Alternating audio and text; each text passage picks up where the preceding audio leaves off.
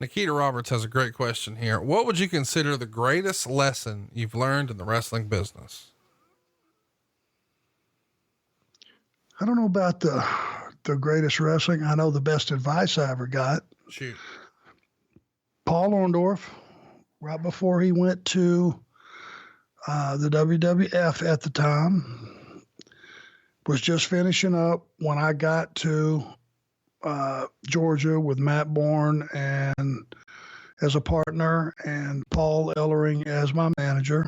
And we had just gotten there and we were a few weeks in, and I guess Paul had pulled a Ted DiBiase, and he had been kind enough to went to the curtain and watched some of my matches and was giving me some feedback and stuff, and which was unheard of back in those days, because the guys felt like, hey, I'm not going to make this guy better. He's already got a little something to build on and have him take my spot. That was the mentality.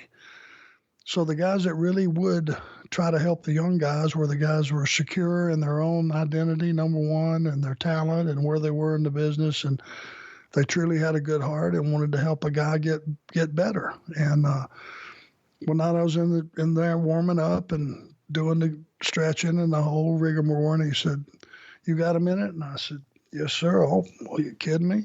Paul Orndorf wants to talk to me?" Jesus Christ, and boy, was he jacked back then. He said, "Look, I've been watching you." He said, "I'm going to give you some advice." He said, "Stay in the gym, keep your body right." He said, "You learn how to talk and you learn how to work, and they cannot deny you.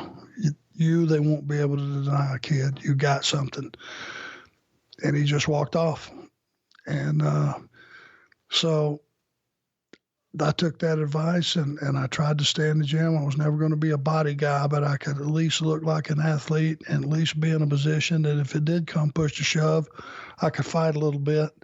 I damn sure was going to learn how to work, because that was just being respectful of your craft and your peers and becoming as good as you possibly can.